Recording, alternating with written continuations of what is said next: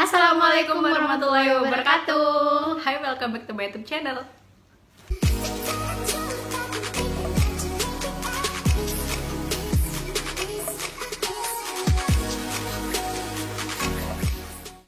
Oke, di video kali ini kita mau bahas kelanjutan pengalaman si temanku Fatim pas interview kerja di salah satu kantor akuntan publik di Surabaya, yang mana kantornya itu termasuk 10 kantor akuntan publik terbaik di Indonesia. Sebelum kalian nonton di video ini, aku saranin kalian nonton part satunya dulu biar kalian tahu step by step mulai dari Fatim ngelamar kerja di situ sampai akhirnya interview, tes dan lain sebagainya.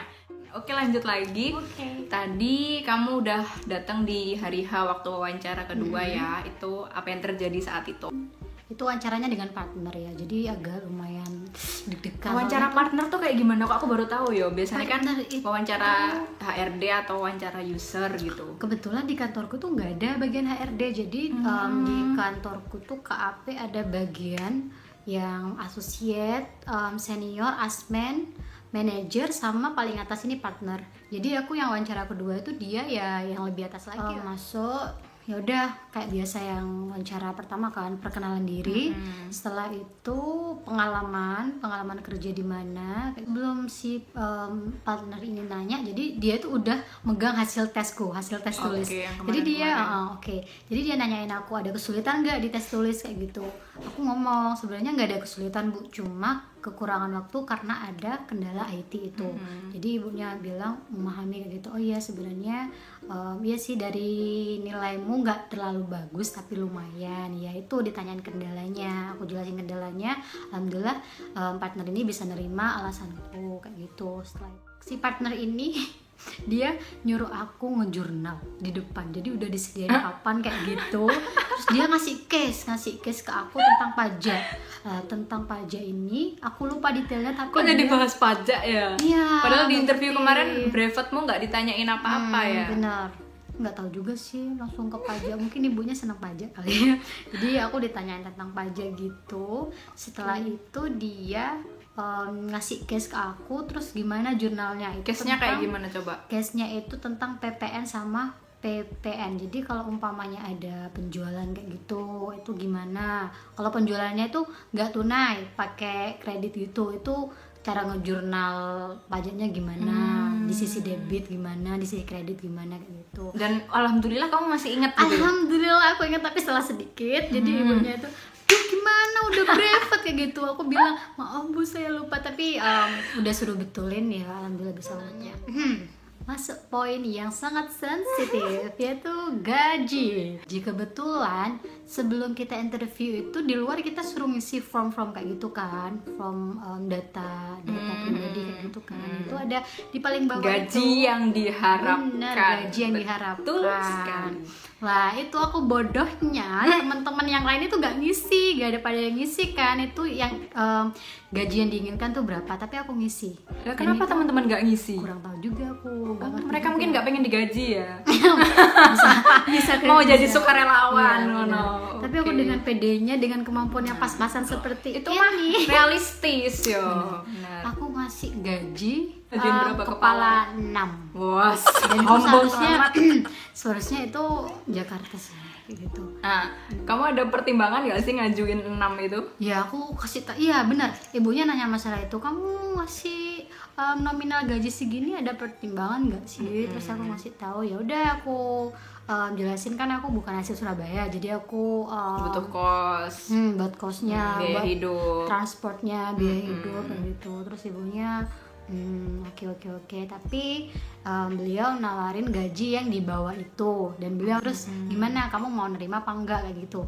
Terus aku jawab nih, kalau umpamanya itu emang standarnya perusahaan kayak gitu, bisa dinegosiasi. Negosiasi maaf. Gajinya dijelasin, kepala tetet. Kepala.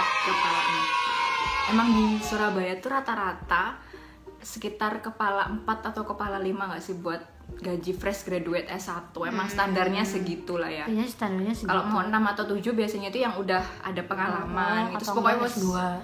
wes sing swanger banget gitu loh Rek. Kalau misalnya masih fresh graduate sih rata-rata segitu. Sebenarnya nggak ada salahnya juga ya kita ngajuin gaji tinggi itu, yang penting kita tuh punya alasan yang jelas gitu nggak sih. Sebelum kita ngasih gaji yang diharapkan berapa, kita tuh juga harus survei gaji buat posisi yang sama di kantor lain tuh seberapa. Terus ada tunjangan-tunjangan itu nggak, apa udah gaji pokok doang bersih gitu?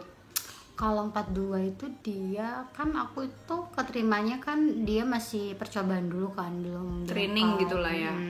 Kayak belum diangkat karyawan tetap itu. Aku sebenarnya nggak terlalu nggak terlalu nanya secara keseluruhan tentang gaji ya, pokoknya nominalnya. Pokoknya keterima gitu. Pokoknya keterima udah bahagia banget gitu. Nah, di sini kalau kalian itu ngadepin interview yang udah bahas gaji, kalian jangan malas-malas tanya kayak dia.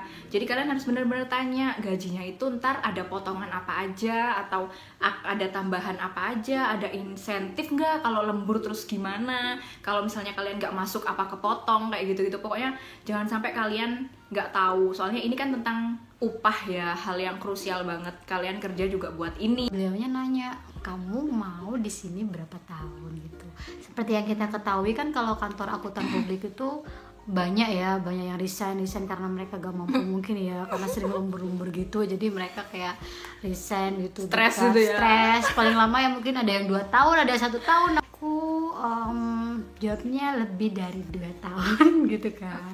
Yang benar bilang gitu, soalnya beliaunya nanya, ada yang bilang lebih dari 5 tahun tapi gak sampai 1 tahun dia keluar kayak gitu. Nah, berarti kalau misalnya kita ditanyain kayak gitu nih Re, ojo jangan terlalu sok berkomitmen tinggi juga, dan jangan kelihatan kalau kalian nggak loyal juga ya, yang realistis aja lah, tengah-tengah, nggak terlalu bentar dan nggak terlalu lama.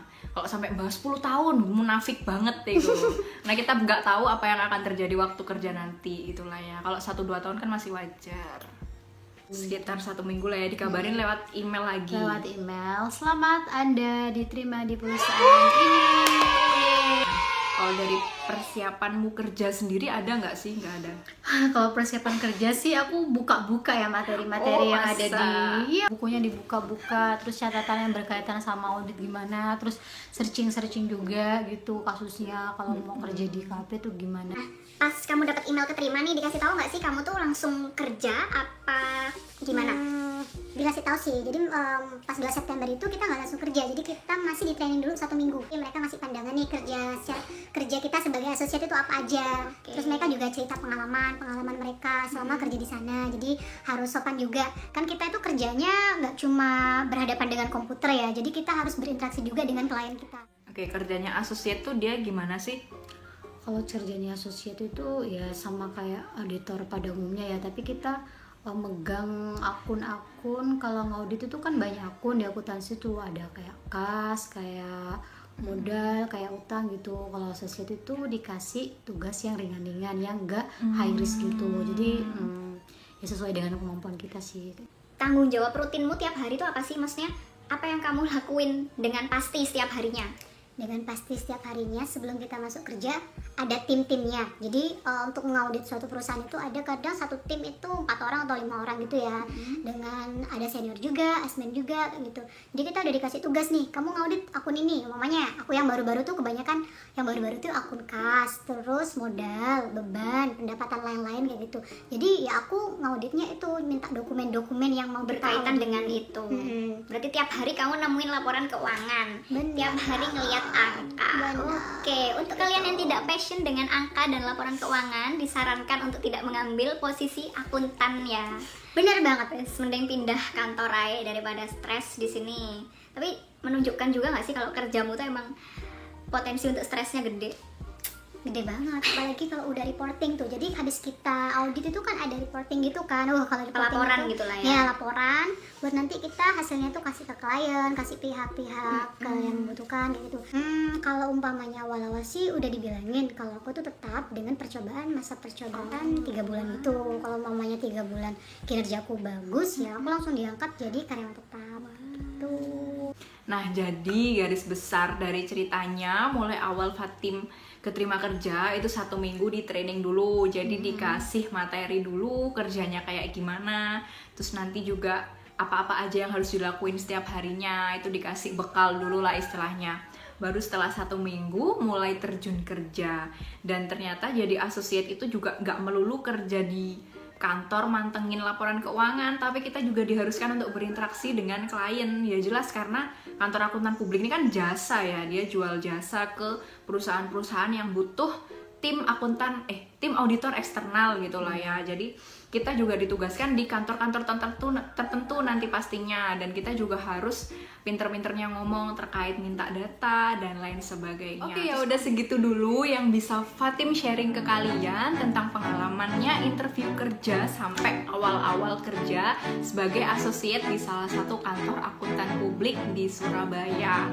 Nah, kalian juga jangan lupa like video ini dan subscribe channelku buat yang belum. Kalian juga boleh komen di bawah kalau kalian ada